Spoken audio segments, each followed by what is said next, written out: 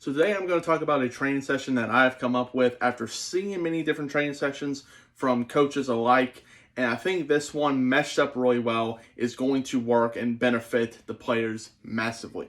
Now, as my time as a student assistant, I've worked with quarterbacks, running backs, tight ends, and offensive line. So I have seen plenty of drills and plenty of ways to get the players to be better.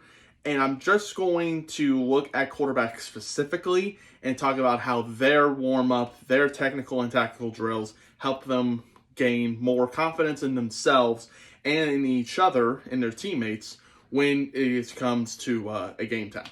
So, what are you going to do for a warm-up? So for a warm-up, what we're going to have is a quarterback throwing net. Now, this net can range from 1 hole, 3 holes, 5 holes, whatever you want.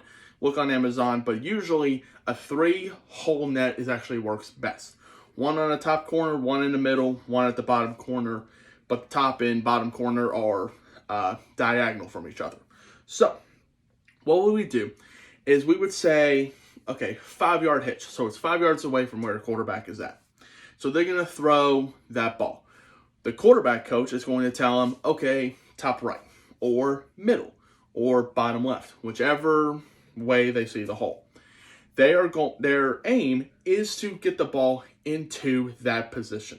It gets them working on more of precision and accuracy with the ball in that route. Now, it's going to range from 5 yards, 10 yards, 15, and we could differentiate. And it's not going to be long balls like a go ball or a poker or anything like that. It's just going to be normal routes that the wide receiver would stop, turn back to the quarterback, and catch. So that is the warm-up. It gets their arms loosened up. It's also going to help them with footwork if we want to do, a play action, right? If we want to call black or something, they're going to run the black footwork in their play action. If we want to run brown or purple or any of these others, we'll let them gain their footwork and get better with that. Also, if the pocket collapses, they have to run outside the pocket.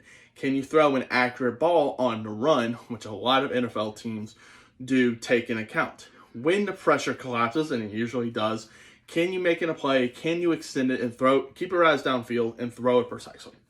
So that is going to be our warm-up. Our technical is going to be what we call routes on air, ROA. So for routes on air, what we're going to do is we're going to use our running backs, wide receivers, and tight ends for this. So these are the routes that all 3 of those positions are going to run throughout the practices and possibly in the game.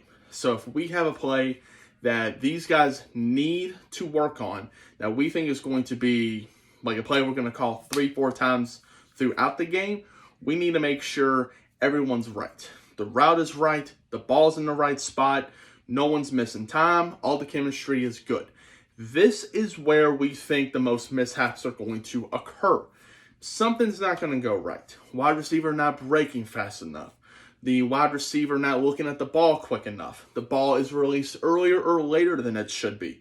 It doesn't have enough air under it. Whatever the circumstance is, that's when we take the time as coaches, bring them back a little bit, say what happened wrong, and say what we can do to make it better.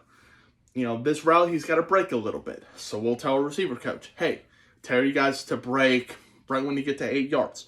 Or whatever have you, we are going to establish then and there, whatever the miscommunication is, fix it, and hopefully it gets better when we get into our team and tactical scenarios. So, let's start with the technical scenario. Technically, we want to be able to counter whenever the opposing defense blitzes us. So it's going to be 11 on 11, like a normal football period. And this is going to include the scout defense. This isn't our starters, because they need to worry about the scout offense. This is the scout defense, and their plays are just the blitzes that the team that we're about to play runs. So it can be, off the edges. It can be something up the middle. This is not going to be live action where it's full contact on anything, but it's what we call mild contact, where it's not like we're hurting each other, but if you slop around and just walk through the motions, you're going to get hit and it's going to be hurt. It's going to be bad.